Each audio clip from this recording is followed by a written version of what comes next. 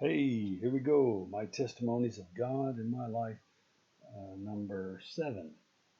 So, to wrap up the military thing, I mean, it's hard to wrap that all up into one because there's several experiences where God interceded to save my life. Not only through all the drug issues, but some life threatening issues, fires on airplanes, um,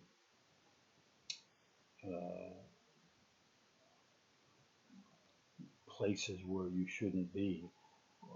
One night I was in Atlanta. I went to see this Gable guy that had introduced me to drugs and, by the way, prostitution realm out there as well. And he got drunk. He was married, had a little baby, and I knew them for about a year. Uh, and he got drunk and raped an elderly 90-year-old lady and killed her. I don't know if she had a heart attack or what, but it just shows you how evil can possess and destroy a perfectly good young man. So he was in prison and out of Atlanta down there, and so I wanted to go down and see how he was doing. I took the bus down there, and there was some other Marines and whatnot that went along that I really didn't know, but we went. Well, they wouldn't let me in to see him, so I went back to the room, and there was two or three other guys that had been down there, semi buddies, and oh, there's a Santana concert. Let's go to it. So here we go to Santana. Now this is after I'd already had that terrible experience. Uh, with fighting with a demon all night. So now we go to Santana, and they're not your Christian rock group.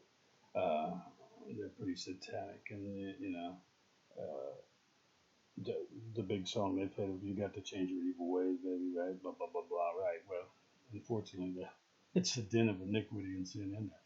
So what happened was there was four of us in there, and somebody says, "Hey, I got some mescaline." What's mescaline? Mescaline is the lighter form of acid. And I was leery, but I did it anyway. And so everybody's getting paranoid. Now we're Atlanta, midnight, Saturday night, and I said, "Man, I've had enough.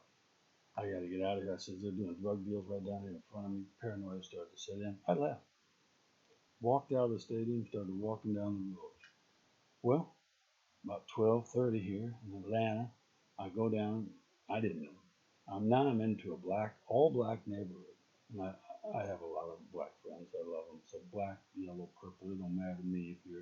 If you're good, you're good. If you're a rotten apple, you're a rotten apple. No matter the color of your skin. So, anyways, I said, man, I don't even know where I'm at. I don't even know. I know the name of my motel, but unfortunately there was five of those. So here we go. We go into this bar by myself, 12:30, and the blacks in there were already pretty drunk. So here comes the only white guy in the entire building walks in, asks the bartender, I says, "Do you have a phone?" He pointed over to the wall. So I walked over to the wall and picked up the phone, and I could hear them talking in the background. Man, he must be stoned. He's crazy. Da da da da da. I'm thinking, okay, I need to get out of here. So I acted like I couldn't get a hold of somebody, and I hung up, opened the door. This all took place in less than 60 seconds, probably. Made a right. I didn't stop running for about 4 minutes. Back then I could run. So I covered a lot of ground and made a couple lefts and rights and lefts and rights. Anyway, finally I got to where I could flag down a cab. But see that didn't sound like much. That could have ended in death. Could have Somebody could have started a fight. We could have obviously could have got killed,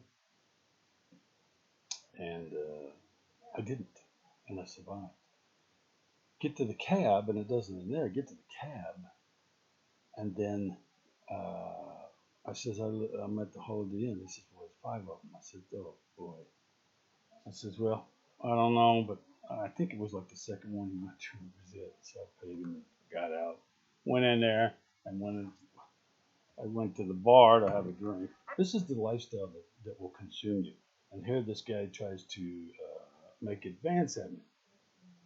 And of course, I'm thinking, you gotta be kidding me. I says, "I'm not interested. That's gross and sick." So I go up to my room, and he comes up, knocks on the door. I said, "Hey," he says, "Can I come in?" I said, "Okay." So I talked to him about God, believe it or not, even though I had just came from the bar and just came from Santana, I just had some mescaline. And I don't remember the exact verbiage, and he didn't accept Christ or nothing, but basically I told him I wasn't interested in sinning against God and man. He needs to stop and have a nice evening. And that was it.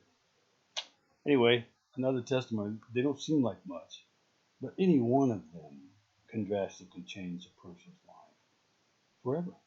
Not only just unto death, but you could move off into homosexuality and die there with age. You could just become an alcoholic and die there, or a drug addict and die there.